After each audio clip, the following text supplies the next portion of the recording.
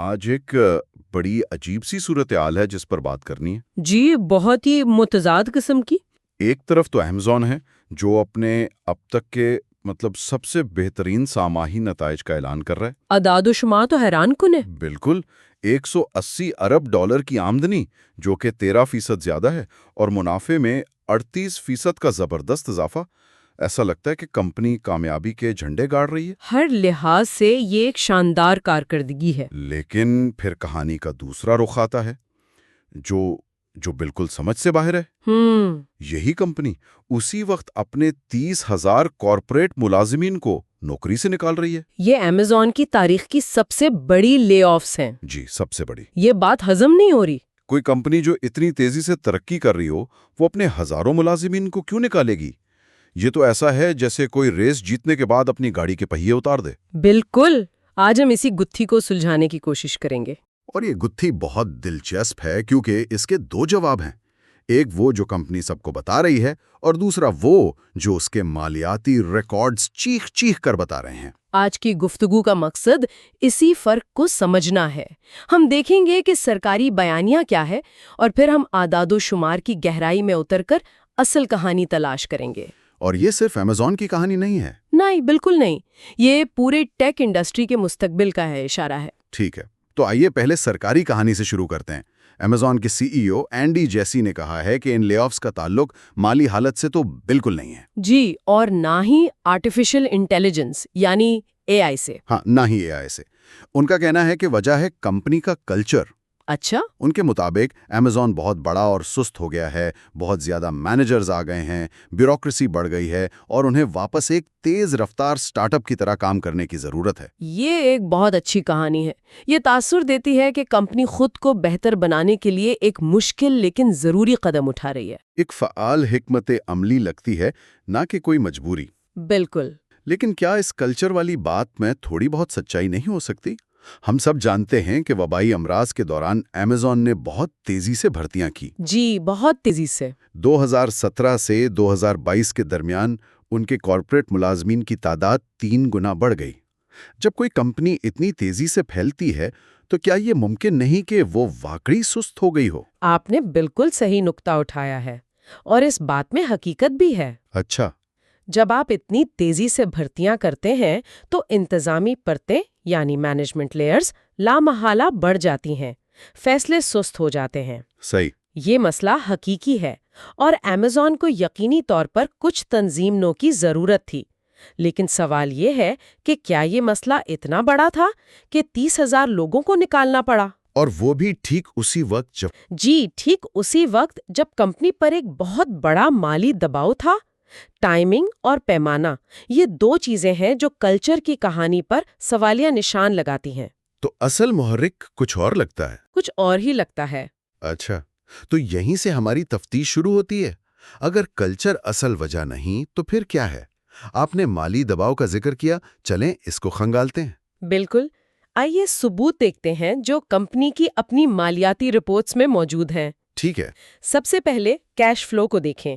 2024 میں Amazon کا free cash flow یعنی تمام اخراجات کے بعد بچنے والی نقد رقم $38 ارب تھی۔ $38 ارب؟ یہ تو بہت صحت مند نشانی ہے۔ بہت زیادہ۔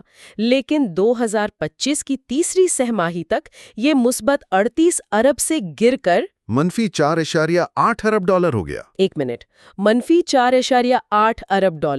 اسے ذرا آسان الفاظ میں سمجھائیں۔ اس کا کیا مطلب ہے؟ اسے یوں سمجھیں کہ آپ کی تنخواہ تو بڑی ہے، لیکن آپ نے گھر میں ایک جدید ترین سنیما لگانے پر اتنا خرچ کر دیا کہ مہینے کے آخر میں آپ کے پاس بل ادا کرنے کے پیسے بھی نہیں۔ بلکہ الٹا قرض چڑھ گیا ہے۔ بالکل، Amazon کے ساتھ یہی ہو رہا تھا۔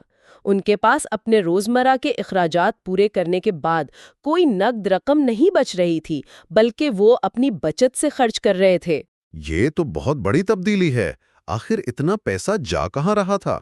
وہ پیسہ جا رہا تھا کیپٹل اخراجات میں یعنی کیپیکس میں۔ کیپیکس؟ جی، یہ وہ رقم ہے جو کمپنیاں اپنے مستقبل کے لیے اثاثوں جیسے عمارتوں اور مشینری پر خرچ کرتی ہیں۔ اچھا۔ 2024 میں Amazon کا کیپیکس تھا $83 ارب۔ 2025 में ये बढ़कर 125 अरब डॉलर हो गया। 125 अरब डॉलर? जी, ये किसी भी कंपनी की तारीख में एक साल में खर्च की जाने वाली सबसे बड़ी रकम में से एक है। और इसमें दिलचस्प बात क्या है? सबसे दिलचस्प बात यह है कि इस 125 अरब डॉलर का तकरीबन 75% बराह रास्त AI के इंफ्रास्ट्रक्चर पर खर्च हो रहा था। 75%? जी, यानी ये सारा पैसा AI पर लग रहा था। किस किस्म के इंफ्रास्ट्रक्चर पर? बुनियादी तौर पर 3 चीजों पर: data centres, custom computer chips और सबसे अहम GPUs, यानी ग्राफिक्स प्रोसेसिंग यूनिट्स।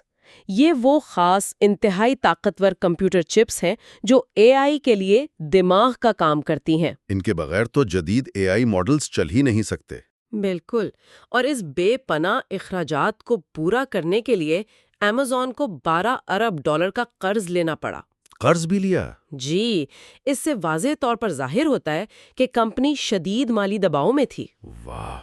तो एक तरफ कैश खत्म हो रहा है और दूसरी तरफ वो AI पर तारीख का सबसे बड़ा खर्च कर रहे हैं। अब तस्वीर थोड़ी वाज़ेह हो रही है। जी, एक मिनट रुकें। क्या हम अंदाज़ा लगा सकते हैं कि 30,000 मुलाजमी को निकालने से असल में कितनी बचत होती है? ये रकम कितनी बड़ी होगी? ये एक बहुत अच्छा सवाल है। आइए हिसाब लगाते हैं। ठीक है। अगर हम फर्ज करें कि एक कॉर्पोरेट मुलाजिम की औसत तनख्वाह और मरात यानी बेनिफिट्स तकरीबन 2 लाख डॉलर सालाना है, जो कि टेक इंडस्ट्री में एक माकूल अंदाज़ा है। जी बिल्कुल, तो 30,000 को 2 लाख से ज़रब दें, ये तो 6 अरब डॉलर बनते हैं। 6 अरब डॉलर, सालाना 6 अरब डॉलर की बचत। बिल्कुल।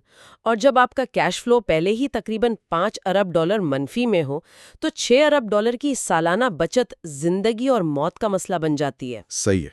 ये रकम Amazon के नए AI प्लेटफॉर्म की तामीर पर होने वाले खर्च के बराबर है, या नए डेटा सेंटर्स में सालाना सरमायाकारी का निस्फ हिस्सा पूरा कर सकती है। तो ये महज इत्तेफाक नहीं है, ये तो सीधा सीधा फंड्स को एक जगह से दूसरी जगह मुंतकिल करना हुआ। जी, ये सिर्फ बरतरफी नहीं है, ये सरमाए की असरे नौ तकसीम है। वो इंसानों पर खर्च होने वाले पैसे को सिलिकॉन पर खर्च कर रहे हैं।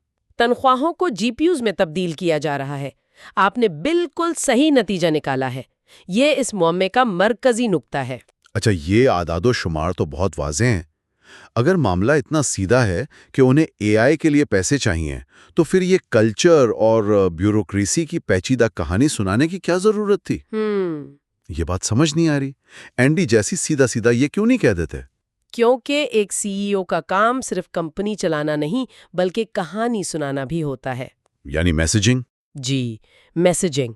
और वो एक ही वक्त में कई मुख्तलिफ लोगों से बात कर रहे होते हैं, और हर एक के लिए कहानी मुख्तलिफ होनी चाहिए। इस मामले में वो कम से कम 3 मुख्तलिफ ग्रोहों से मुखातिब थे। 3 ग्रोह? कौन कौन से? पहला और सबसे अहम ग्रोह है मुलाजिमीन, खास तौर पर वो जिन्हें निकाला जा रहा है। ठीक है। उनसे ये कहना कि हम आपको इसलिए निकाल रहे हैं ताकि हम मजीद कंप्यूटर चिप्स खरीद सकें, एक बहुत ही गैर इंसानी और सख्त पैगाम है। हाँ, इससे तो लगेगा कि उनकी कोई कदर ही नहीं। बिल्कुल, कि वो सिर्फ एक खर्च है जिसे कम करना है। इसके बरक्स कल्चर की कहानी ज्यादा नरम है। ये मसले को जाती नहीं बनाती। अच्छा। ये कहती है कि मसला आपकी काबिलियत में नहीं, बल्कि तंजीम की साख्त में है।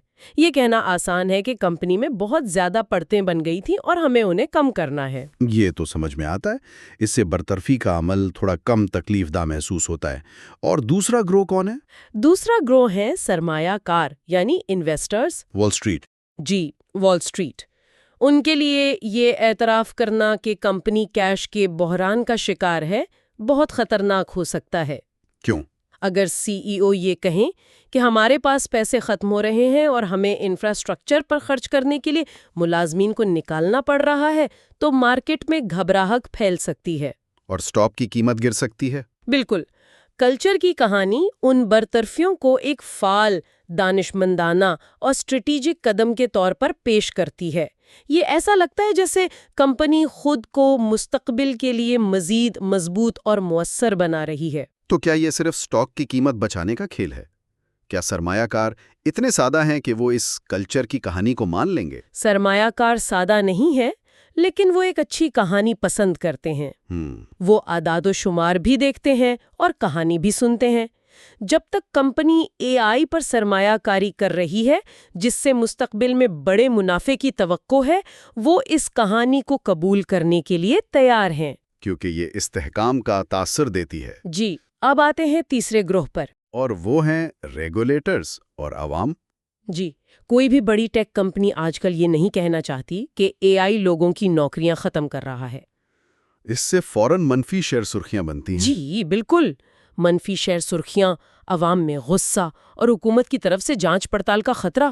کلچر کو بہتر بنانے کی کہانی بہت زیادہ محفوظ ہے۔ یہ ایک معمولی کارپوریٹ تنظیم نو لگتی ہے۔ بالکل، نہ کہ ٹیکنالوجی کی وجہ سے ہونے والی ایک بڑی سماجی تبدیلی کا آغاز۔ اور خود سی ای او کے بیانات میں بھی تو تضاد نظر آتا ہے نا؟ جی بالکل۔ برطرفیوں سے صرف 4 ماہ قبل جون 2025 میں انہوں نے ایک میمو میں کہا تھا کہ اے آئی کی وجہ سے کچھ ملازمتوں کے لیے کم لوگوں کی ضرورت ہوگی۔ ہاں مجھے یاد ہے۔ لیکن اکتوبر تک جب برطرفیاں شروع ہوئیں تو پیغام بدل کر یہ اے آئی کی وجہ سے نہیں ہو گیا۔ یہ تو واضح طور پر کہانی کو بدلنا ہے۔ اس سے ظاہر ہوتا ہے کہ میسیجنگ پر کتنی احتیاط سے کام کیا گیا تھا۔ کہانی کو وقت کے ساتھ ساتھ حالات کے مطابق ڈھالا گیا۔ تو یہ صرف ایمیزون کا مسئلہ نہیں ہے۔ آپ نے اے آئی کی دوڑ کا ذکر کیا، اس کا کیا مطلب ہے؟ اس کا مطلب یہ ہے کہ ہم اس وقت ٹیکنالوجی کی تاریخ کی سب سے بڑی سرمایہ کاری کی دوڑ یعنی آرمز ریس دیکھ رہے ہیں۔ Arms race? جی، گولڈمین سیکس کے مطابق بڑی ٹیک کمپنیاں 2025 سے 2027 کے درمیان صرف اے آئی انفراسٹرکچر پر $1.15 ٹریلین خرچ کریں گی۔ 1.5 ٹریلین ڈالر؟ یہ رقم تو کئی چھوٹے ممالک کی معیشت سے بھی زیادہ ہے۔ بہت زیادہ۔ یہ ایک جنگی پیمانے کی سرمایہ کاری ہے۔ یہ تو ایک جنگی لگ رہی ہے۔ یہ ایک جنگ ہی ہے، ایک ایسی دوڑ جس میں بقا کا انحصار اس بات پر ہے کہ کون سب سے طاقتور اور جدید ترین اے آئی انفراسٹرکچر بناتا ہے۔ اور جو جیتے گا؟ جو کمپنی یہ دوڑ جیتے گی وہ اگلے اشرے تک مارکیٹ پر غلبہ حاصل کرے گی۔ مائکروسافٹ، گوگل، میٹا سبھی اس دوڑ میں اربوں نہیں بلکہ سینکڑوں ارب ڈالر جھونک رہے ہیں۔ اور ایمیزون کو یہ محسوس ہو رہا تھا کہ وہ اس دوڑ میں تھوڑا پیچھے رہ گئے ہیں۔ لیکن ان سب کو چلانے کے لیے کمپیوٹنگ کی بے پناہ طاقت کی ضرورت ہے۔ اور جب آپ اس انفراسٹرکچر کی جنگ میں ہوں اور آپ کو ہر ڈالر کی ضرورت ہو تو $6 ارب کی سالانہ بچت کرنا نہ صرف پرکشش لگتا ہے بلکہ ایک ضرورت بن جاتا ہے۔ تو اس سب کا کیا مطلب ہے؟ اسے عام ٹیکنالوجی ورکر کے لیے کیا سبق ہے؟ میرے خیال میں 2 بہت اہم نتائج ہیں۔ جی، پہلا یہ کہ اے آئی سے جڑا حقیقی خطرہ کیا ہے۔ فوری خطرہ یہ نہیں ہے کہ کوئی روبوٹ آ کر کسی کی نوکری لے لے گا۔ وہ تو ابھی دور کی بات لگتی ہے۔ جی، اصل اور فوری خطرہ اس روبوٹ کو بنانے اور چلانے والے انفراسٹرکچر کو خریدنے کی ضرورت ہے۔ کمپنیاں اس انفراسٹرکچر کی قیمت ادا کرنے کے لیے انسانی افرادی قوت یعنی ہیومن کیپٹل کو کم کر رہی ہیں تاکہ وہ اس کھیل میں شامل رہ سکیں۔ تو لوگوں کو اے آئی سے نہیں بلکہ جی پی یوز خریدنے کی ضرورت سے تبدیل کیا جا رہا ہے۔ بالکل، یہ ایک بہت ہی اہم نقطہ ہے۔ اور دوسرا نتیجہ؟ دوسرا یہ کہ یہ ایک مستقل تبدیلی ہے۔ یہ کوئی عارضی معاشی سست روی نہیں ہے جس کے بعد چیزیں معمول پر آ جائیں گی۔ مطلب یہ نیو نارمل ہے؟ کہہ سکتے ہیں۔ تاریخ کی سب سے زیادہ منافع بخش کمپنیاں بھی اپنے سب سے قیمتی اثاثے یعنی ملازمین کو فارغ کر رہی ہیں۔